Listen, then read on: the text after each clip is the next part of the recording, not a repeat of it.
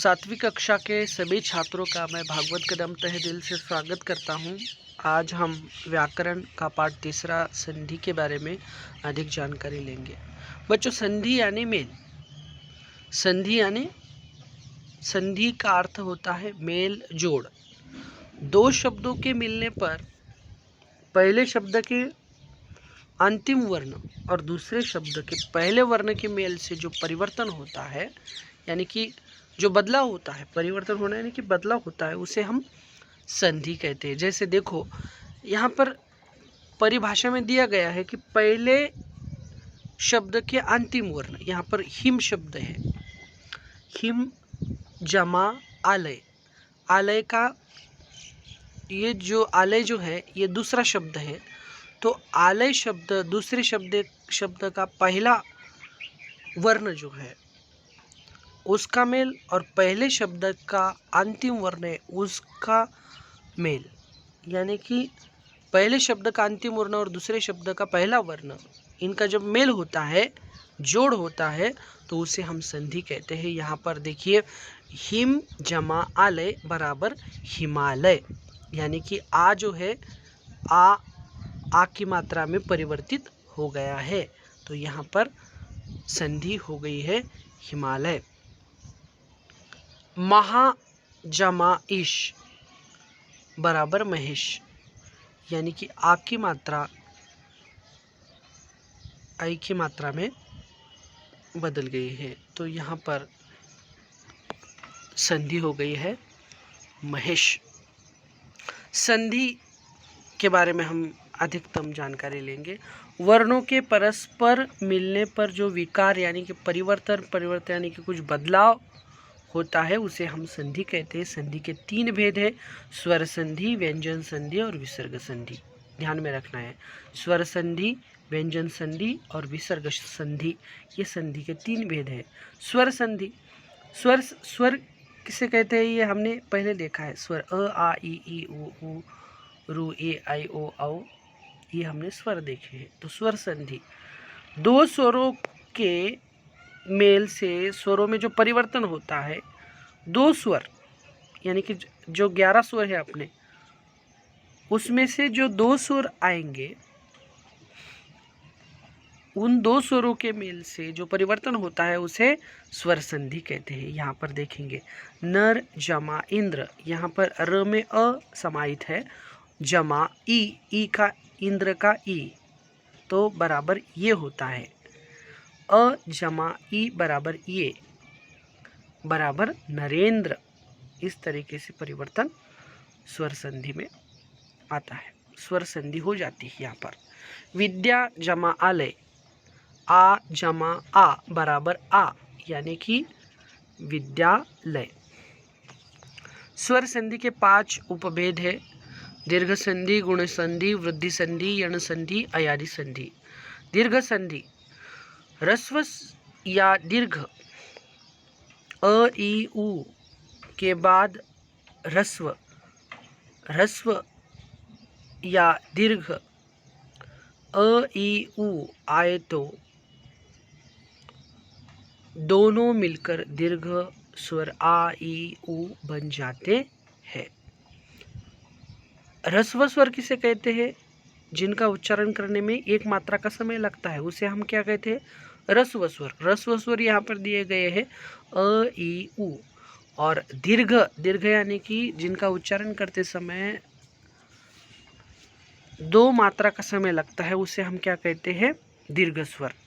आ, ये इसका उच्चारण करते समय दुगना समय लग रहा है, इसलिए ये क्या है? दीर्घ स्वर आ।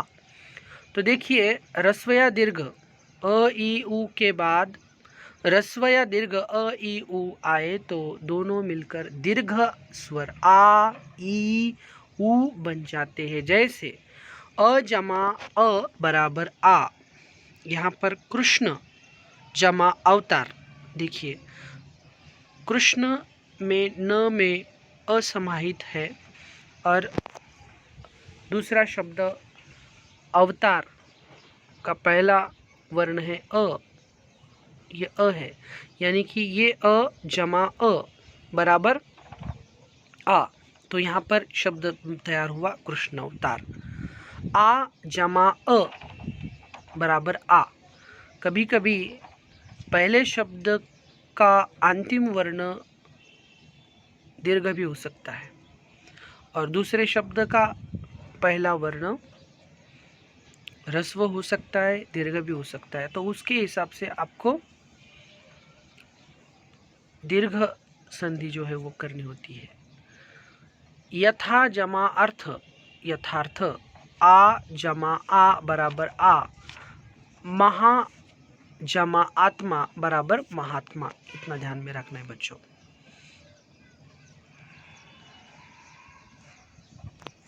आगे का देखेंगे।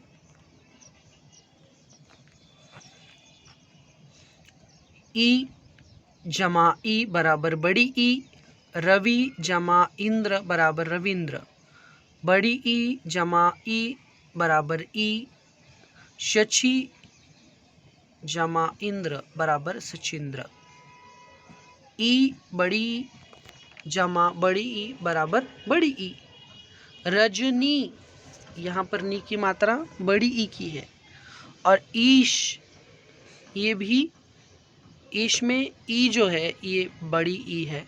तो रज निश, इसका इस प्रकार हमें स्वर संधि करनी है। गुरु, यहाँ पर उ जमा उ बराबर बड़ी उ, गुरु जमा उपदेश, यहाँ पर गुरुपदेश, यहाँ पर रू की मात्रा जो है, र को जो मात्रा दी गई है वो बड़ी उ की मात्रा है, गुरुपदेश। बड़ी उ जमा छोटी उ बराबर बड़ी उ, वधु जमा उत्सव बराबर वधूत्सव, ध को जो मात्रा दी गई है वो बड़ी उ की मात्रा है। तो इस प्रकार हमने स्वर संधि देखी है। अब देखेंगे गुण संधि। स्वर संधि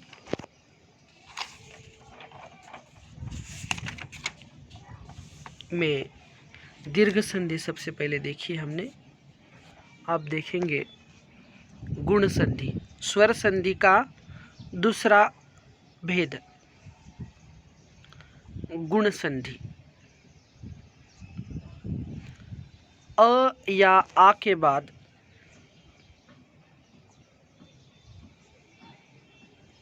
यदि ई या बड़ी ई आए तो दोनों मिलाकर ये ऊ या बड़ी ऊ आए तो ओ तथा रू आए तो अर हो जाता है। देखिए बच्चों, यहाँ पर अ जमा ई बराबर ये होता है। नर, र में असमाहित है और इंद्र में ई समाहित है। तो अ जमा ई बराबर ये, यानी कि नरेंद्र यहाँ पर लिखना होता है। गुण संधि अ जमा ई बराबर ये, गण जमा इश बराबर गणेश, आ जमा ई बराबर ए, महा जमा इंद्र बराबर महेंद्र, अ जमा उ बराबर ओ, पर जमा उपकार बराबर परोपकार, आ जमा उ बराबर ओ, महा जमा उदय बराबर महोदय, आ जमा बड़ी उ बराबर ओ, महा जमा ऊर्जा बराबर मुहूर्जा। तो बच्चों, इसका अभ्यास करते करते हमें देखना है कि अ जमा ई बराबर ये होता है, अ जमा ई बराबर बड़ी ई जो है जब आती है तब ये होता है। ये हमने ध्यान में रखना है। आ के बाद ऊ जब आता है तो ओ हो जाता है, आ के बाद बड़ी ऊ जब आता है तो भी ओ हो जाता है, अ के बाद रू आ जाता है तो अर हो जाता है। तो राज जमा ऋषि तो बराबर होता है राजर्षि, महा जमा ऊर्जा बराबर मुहूर्जा, आ जमा रू बराबर अर, महा जमा ऋषि बराबर महर्षि। वृद्धि संधि देखेंगे इसके बाद। तीसरा भेद स्वर संधि का वृद्धि संधि। इसमें अ जमा आ अ या आ के बाद ये या आई आए तो दोनों मिलाकर आई, और ओ या औ आए तो औ हो जाते हैं। अ जमा ये बराबर आई, एक जमा एक बराबर एक एक। आ जमा ये बराबर आई, तथा जमा एव बराबर तथैव। अ जमा आई बराबर आई, मत जमा ऐक्य बराबर मतैक्य। आ जमा आई बराबर आई, महा जमा ऐश्वर्य बराबर महेश्वर्य। आ जमा ओ बराबर औ, महा जमा ओजस्वी बराबर महोजस्वी। अ जमा औ बराबर औ, परम जमा औदार्य बराबर परम औदार्य। आ जमा औ बराबर औ, महा जमा औषध बराबर महाऔषध।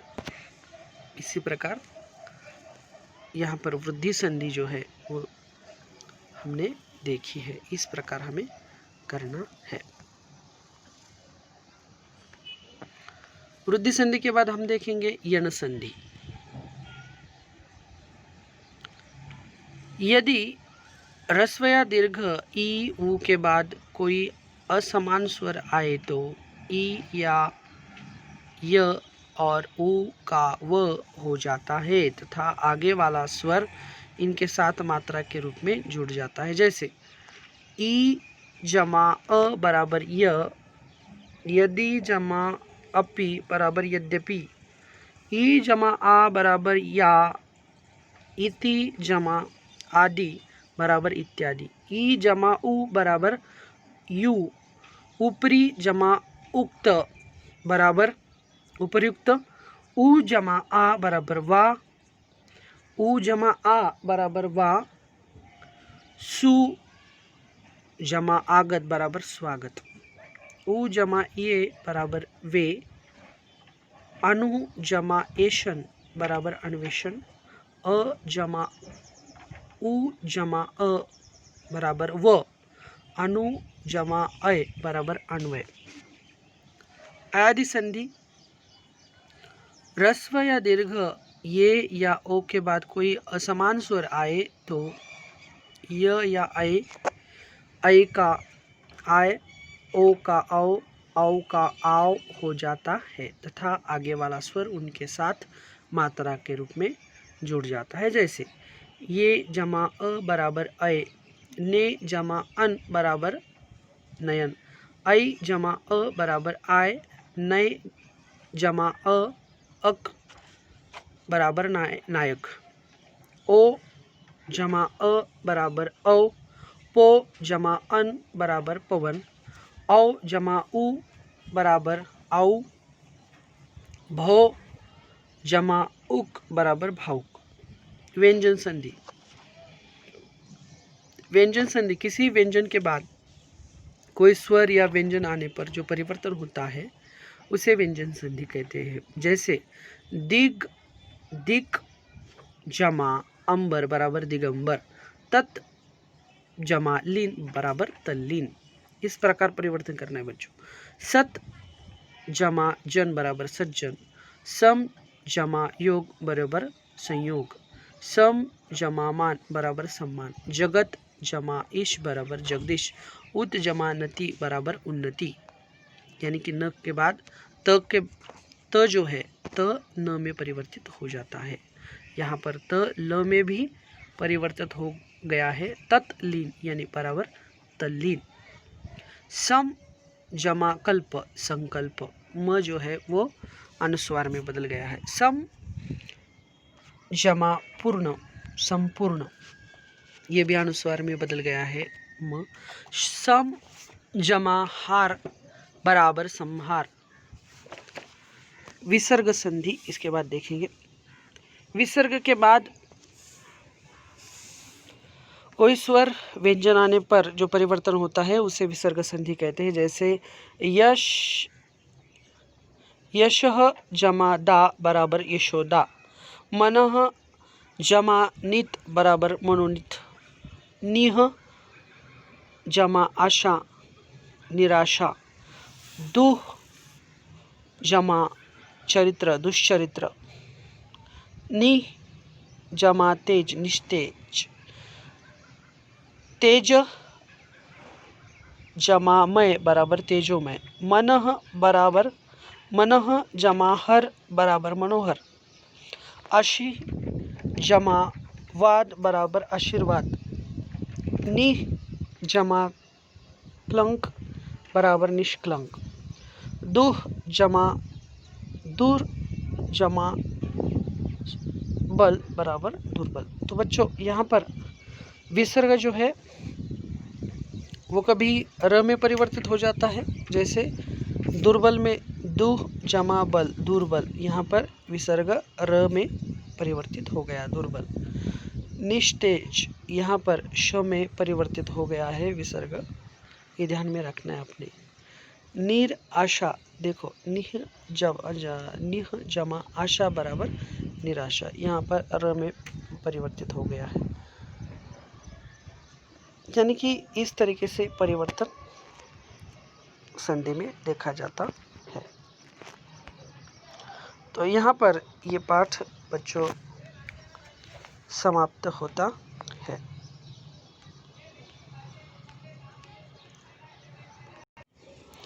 अब हम संधि इस पाठ का स्वाध्याय देखेंगे। वर्णों के परस्पर मेल से जो विकार या परिवर्तन होता है संधि कहलाता है। इसके 3 भेद है, स्वर संधि, व्यंजन संधि, विसर्ग संधि। संधि किसे कहते हैं? वर्णों के परस्पर मिलने पर जो विकार या परिवर्तन होता है उसे संधि कहते हैं। जैसे हिम जमा आलय बराबर हिमालय। संधि विच्छेद किसे कहते हैं? जब किसी संधि वाले शब्द को अलग अलग करके लिखा जाए उसे संधि विच्छेद कहते हैं। जैसे महात्मा बराबर महा जमा आत्मा, इस तरीके से करने को हम क्या कहते हैं? संधि विच्छेद कहते हैं, महा जमा आत्मा।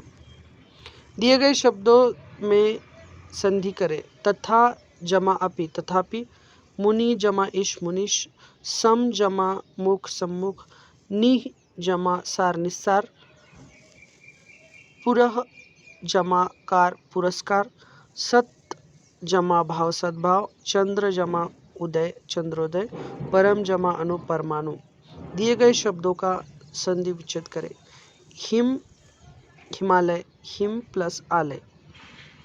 रविंद्र रवि जमा इंद्र, सार्थक स जमा अर्थक, तपोवन तपह जमा वन तपोवन, अतयव अतः जमा यव, रोगाणु रोग जमा अणु स्वागत, सु जमा आगत स्वागत, नमस्ते नमः जमा ते नमस्ते, जगन्नाथ जगत जमा नाथ, गणेश गण जमा ईश। निम्नलिखित शब्दों का संधि विच्छेद करते हुए संधि का भेद लिखिए। सदाचार सत जमा आचार बराबर सदाचार, व्यंजन संधि का उदाहरण है। तथैव तथा जमा यव, स्वर संधि का उदाहरण है। मतैक्य मत जमा ऐक्य, स्वर संधि का उदाहरण है। मनोबल मनः जमा बल बराबर मनोबल, विसर्ग संधि का उदाहरण है। निर्धन निह जमा धन बराबर निर्धन, विसर्ग संधि का उदाहरण है। सुरेश जमा सुरेश बराबर सुर जमा ईश बराबर सुरेश, स्वर संधि। निर्धन निह जमा धन बराबर निर्धन, विसर्ग संधि। मनः जमा बल बराबर मनोबल, विसर्ग संधि। मत जमा ऐक्य मतैक्य, स्वर संधि। तथा जमा यव बराबर तथैव। सत जमा आचार बराबर सदाचार, व्यंजन संधि का उदाहरण ये हमने देखा है। बहुविकल्पी प्रश्न। 2 स्वरों के मेल से हुए विकार को क्या कहते हैं? स्वर संधि। संधि में यदि अ के बाद रु आए तो दोनों मिलाकर बनता है अर। एक जमा एक मिलकर बनती है एक एक। विशेष संवर्धन गतिविधियाँ, सब्जेक्ट इनरिचमेंट एक्टिविटी। आपकी कक्षा में जो पाठ पढ़ाया जा रहा है उसके जिन शब्दों में संधि हो उन्हें रेखांकित करें, फिर उनका संधि विच्छेद करें। जैसे विद्यालय, विद्या जमा आलय। छात्र अपनी कक्षा या विद्यालय में प्रयोग किए जाने वाले शब्दों की सूची बनाएं और उनका संधि विच्छेद करें। जैसे स्वागत, सु जमा आगत बराबर स्वागत। संपूर्ण, सम जमा पूर्ण संपूर्ण। यद्यपि, यदि जमा अपि यद्यपि। इत्यादि, इति जमा आदि इत्यादि। नयन, ने जमा अन बराबर नयन। दुर्बल, दुर जमा बल दुर्बल। संधि के 3 भेद, स्वर संधि, व्यंजन संधि और विसर्ग संधि। ये संधि के 3 भेद है। इन संधि के नाम अलग अलग पर्चियों पर लिख ले। एक एक पर्ची अपनी कक्षा में छात्र को दे। छात्र को जो पर्ची मिलती है वह उस संधि के 3-3 शब्द बताए। इस तरीके से हमें एक्टिविटी कर सकते हैं। अगर कोई छात्र 3 शब्द नहीं बतलाता है तो दूसरा उसकी मदद करे। संकेत, प्रत्येक छात्र स्वर के 3 भेद, स्वर संधि, व्यंजन संधि, विसर्ग संधि के 10-10 शब्दों को ध्यान में रखें। अपनी बारी आने पर छात्र अपनी पर्ची के अनुसार शब्द बोले। जैसे स्वर संधि वाला छात्र हिमालय, विद्यालय, तथापि, स्वागत, परमाणु आदि शब्दों को ध्यान में रखें। ये जो है ये हम अपनी कक्षा में एक्टिविटी कर सकते हैं। तो बच्चों, यहाँ पर संधि के प्रश्न उत्तर कंप्लीट हो जाते हैं, संपूर्ण हो जाते हैं। बहुत बहुत धन्यवाद छात्रों।